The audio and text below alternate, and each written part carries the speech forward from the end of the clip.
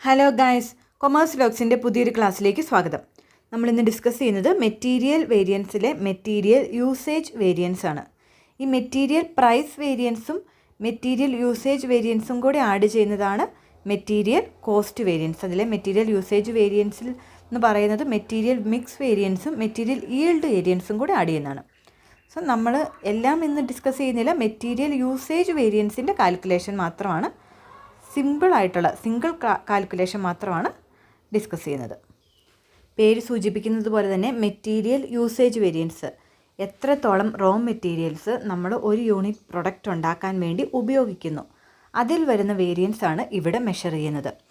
Occurs due to the difference between standard quantity of materials fixed for production and actual quantity of material used for production.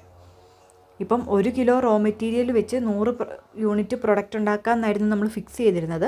പക്ഷേ labours നല്ല രീതിയിൽ work ചെയ്യാത്തതുകൊണ്ട് നമുക്ക് 1 kilo വെച്ചിട്ട് 80 units ഉണ്ടാക്കാൻ പറ്റുള്ളൂ. അങ്ങനെ ഒരു 20 യൂണിറ്റ്സിൻ്റെ വേരിയൻസ്, അങ്ങനെയുള്ള വേരിയൻസ് ആണ് നമ്മളിവിടെ മെഷർ ചെയ്യുന്നത്. If actual usage is more than standard, variance is unfavourable and vice versa. Actually വരുന്ന മെറ്റീരിയൽ യൂസേജ് സ്റ്റാൻഡേർഡിനേക്കാളും കൂടുതലാണെങ്കിൽ അൺഫേവറബിൾ ആണ്. സ്റ്റാൻഡേർഡിനേക്കാളും കുറഞ്ഞ മെറ്റീരിയലാണ് നമ്മൾ യൂസ് ചെയ്ത് കറക്റ്റ് നമ്പർ പ്രൊഡ്യൂസ് ചെയ്തെങ്കിൽ അത് ഫേവറബിൾ ആണ്. Possible reasons include careless handling of material, inefficient production methods etcetera. നല്ല രീതിയിൽ മെറ്റീരിയൽ ഒന്നും ഹാൻഡിൽ ചെയ്തില്ല, അല്ലെങ്കിൽ മെറ്റീരിയൽ അവിടെ ഇവിടെയൊക്കെ വെച്ച് പുറത്തിരുന്ന ഫ്രിഡ്ജ് വെക്കാതെ പുറത്തിരുന്ന കേടാവുന്ന മെറ്റീരിയൽസ് കാണും. അല്ലെങ്കിൽ നല്ല ഹോട്ട് അറ്റ്മോസ്ഫിയറിൽ വെക്കേണ്ട മെറ്റീരിയൽസ് കാണും. അതൊക്കെ കറക്റ്റ് രീതിയിൽ നമ്മൾ സ്റ്റോർ ചെയ്യാതെയും അല്ലെങ്കിൽ നമ്മൾ അവിടെ ഇവിടെയൊക്കെ ഇട്ടുമൊക്കെ നശിപ്പിച്ച് കളയോ, അങ്ങനെയൊക്കെ നമുക്ക് മെറ്റീരിയൽ വേസ്റ്റേജ് വരാം. അല്ലെങ്കിൽ ഇൻഎഫിഷ്യൻ്റായിട്ട് നമ്മൾ പ്രൊഡക്റ്റ് പ്രൊഡ്യൂസ് ചെയ്തത് വഴി മെറ്റീരിയൽ അധികം ഉപയോഗിക്കേണ്ടി വന്ന, അങ്ങനെയൊക്കെ വരുന്ന വേരിയൻസുകളാണ് നമ്മളിവിടെ മെഷർ ചെയ്യുന്നത്. ഇക്വേഷൻ എന്ന് പറഞ്ഞാൽ standard quantity for actual output minus actual quantity into standard price. Actual ഔട്ട്പുട്ടിന് ഉപയോഗിക്കേണ്ട സ്റ്റാൻഡേർഡ് ക്വാണ്ടിറ്റി നമുക്ക് ഓൾറെഡി ഒരു സ്റ്റാൻഡേർഡ് ക്വസ്റ്റിന് തന്നിരിക്കും. ഫോർ എക്സാമ്പിൾ 10 കിലോയാണ്, എത്രയാണ് 5 യൂണിറ്റിന് അങ്ങനെ നമുക്കൊരു സ്റ്റാൻഡേർഡ് തന്നിരിക്കും. അതായത് ഒരു യൂണിറ്റിന് 2 കിലോ. ആക്ച്വലി നമ്മൾ 6 യൂണിറ്റാണ് പ്രൊഡ്യൂസ് ചെയ്തത്. അപ്പം നമ്മുടെ സ്റ്റാൻഡേർഡ് എത്രയാണ്? 10 അല്ല 12 ആയിരിക്കും. ഓക്കെ, അതാണ് standard quantity for actual output. സ്റ്റാൻഡേർഡിൻ്റെ ആ ഒരു റേഷ്യോ ബേസ് ചെയ്ത് ആക്ച്വൽ ഔട്ട്പുട്ടിൻ്റെ സ്റ്റാൻഡേർഡ് കണ്ടുപിടിക്കണം. ഓക്കെ, അത് minus actual quantity into standard price. Okay, equation ഒന്നുകൂടെ നോക്കാം. Standard quantity for actual output minus actual quantity into standard price. Example നോക്കാം. The company planned to produce 100 saris and expected to use 500 metres of silk fabric at the cost of 500 per metre. നമ്മൾ 500 units ആണ്, 500 മീറ്ററാണ് 100 സാരിക്ക് വേണ്ടി use ചെയ്യേണ്ട വരുമെന്ന് standard set ചെയ്തിരിക്കുന്നത്. ഇനി however during production actual quantity silk fabric used deviated from the standard. Actually 480 metre മതിയായി. 500 മീറ്റർ വെച്ച് 100 സാരി ഉണ്ടാക്കാം എന്നാണ് നമ്മൾ പ്ലാൻ ചെയ്തിരുന്നത്. ആക്ച്വലി 100 സാരി ഉണ്ടാക്കി വന്നപ്പോൾ 480 മീറ്ററേ ആവശ്യം വന്നുള്ളൂ. ഓക്കെ, സോ നമുക്ക് വേരിയൻസ് കാൽക്കുലേറ്റ് ചെയ്യാം. Standard quantity 500, actual quantity 480. ഇവിടെ ഔട്ട്പുട്ടിന് മാറ്റമില്ലാത്തതുകൊണ്ട് വേറെ എക്സ്ട്രാ കാൽക്കുലേഷനൊന്നും വേണ്ട. സോ ഇക്വേഷൻ എന്താണ്? Standard quantity minus actual quantity into standard price. അപ്പോൾ സ്റ്റാൻഡേർഡ് 500 ആയിരുന്നു, ആക്ച്വൽ 480 ആണ്. സ്റ്റാൻഡേർഡ് പ്രൈസ് 500 പെർ മീറ്റർ ആണ്. സോ കാൽക്കുലേറ്റ് ചെയ്തപ്പോൾ 1000 ഫേവറബിൾ ബാലൻസ് ആണ് മെറ്റീരിയൽ യൂസേജ് വേരിയൻസിൽ. 10,000 ഫേവറബിൾ ബാലൻസ്. നമ്മൾ 500 മീറ്റർ ചിലവാകേണ്ട കേസിൽ 480 മീറ്ററും കൊണ്ട് കാര്യം നടത്തി.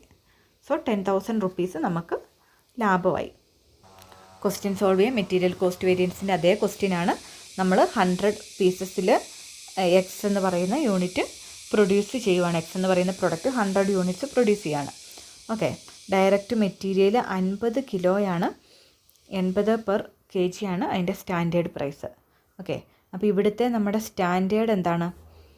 100 പീസസ് 100 ഔട്ട്പുട്ട് ഉണ്ടാക്കാനായിട്ട് 50 കിലോ റോ മെറ്റീരിയൽസ് വേണം. ഇതാണ് നമ്മുടെ സ്റ്റാൻഡേർഡ്. അതായത് ഒരു പീസ് ഉണ്ടാക്കാൻ വേണ്ടി 0.5 kg ആണ് നമുക്ക് റോ മെറ്റീരിയൽസ് വേണ്ടത്. ഇതാണ് നമ്മുടെ സ്റ്റാൻഡേർഡ്.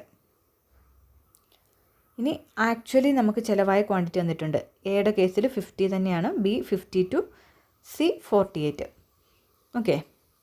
ഇനി പ്രൈസ് നമുക്ക് തന്നിട്ടുണ്ട്. ആക്ച്വൽ പ്രൈസ്, സ്റ്റാൻഡേർഡ് പ്രൈസാണ് നമ്മളിവിടെ എടുക്കുന്നത് 80. ഓക്കെ. ഇനി നമ്പർ ഓഫ് യൂണിറ്റ്സ് പ്രൊഡ്യൂസ്ഡിലും വ്യത്യാസമുണ്ട്. 100 പീസിനാണ് നമ്മൾ 50 കിലോ പറഞ്ഞത്. ഇവിടെ എ ക്വസ്റ്റ്യനിൽ എന്താണ്, 108 പീസിനാണ് 50 കിലോ വരുന്നത്. സെക്കൻഡ് 100 പീസിന് 52 കിലോ. തേർഡ് 96 പീസിന് 48 കിലോ. ഓക്കെ. അപ്പോൾ ഇതെല്ലാം നമ്മളൊരു സ്റ്റാൻഡേർഡ് റേറ്റിലോട്ടാക്കിയിട്ട് വേണം കമ്പയർ ചെയ്യാൻ. ക്വസ്റ്റ്യൻ ഒന്നുകൂടെ പറയാം. 100 പീസ് ഔട്ട്പുട്ട് ഉണ്ടാക്കാൻ 50 കിലോ റോ മെറ്റീരിയൽസ് വേണം. അത് നമ്മുടെ സ്റ്റാൻഡേർഡ്.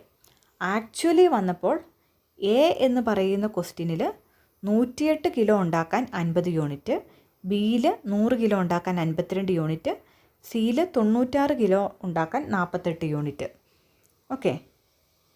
അപ്പം ഇവിടെ വരുന്ന വേരിയൻസിൻ്റെ കാൽക്കുലേഷൻ നമുക്ക് നോക്കാം.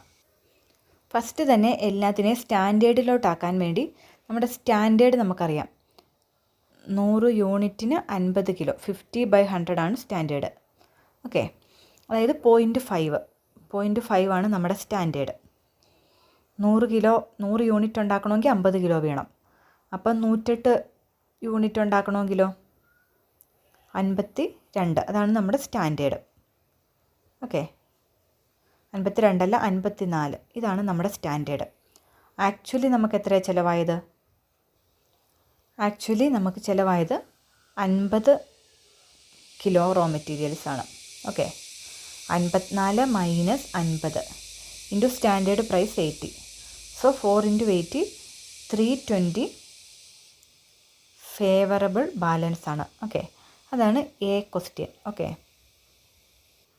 സെക്കൻഡ് കേസിൽ 100 യൂണിറ്റ് പ്രൊഡ്യൂസ് ചെയ്യാനായിട്ട് 52 യൂണിറ്റ്സ് വേണ്ടി വന്നു.